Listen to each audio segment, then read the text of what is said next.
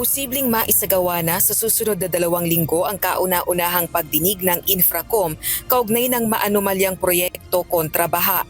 Isa sa magiging pakay ng pagdinig ng House Infrastructure Committees o Infracom ang pag-blacklist at pagpapanagot sa mga contractor na nasa likod ng Ghost Flood Control Projects.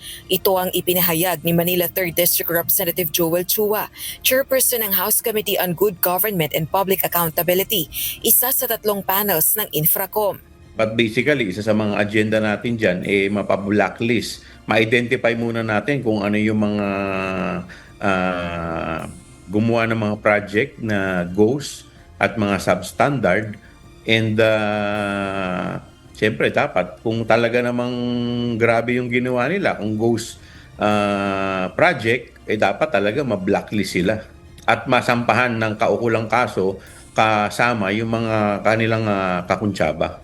Subalit para naman sa makabayan lawmakers, dapat gumulong ang investigasyon ng isang independent body kasabay ng legislative inquiry kontra maanumalyang proyekto. Lalo na't may mga ulat at hinalang may mga mambabatas na sangkot umano dito. Kung matumbok na yung mga kasamahan mismo sa Kongreso, ano nang gagawin? Mag-hands off ba? Magso-soft touch? Mahalata naman niya ng publiko.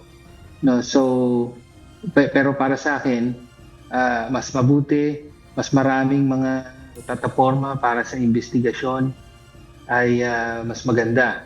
Hindi maiiwasan yung pagkakaroon ng parallel investigations given nga na yung nasisiwalat na information in the past days ay lahat ng mga ahensya may bahid ng dumi. So, nire-reiterate din natin na pwede nga magkaroon ng special investigation team. Dagdag pa ng mga ito, kailangang matukoy kung sino mga mambabatas ba ang mga sangkot sa katiwalian. Rosa Licoz, UNTV News and Rescue. Diyos ang aming sandigan, serbisyo publiko ang aming pinahahalagahan.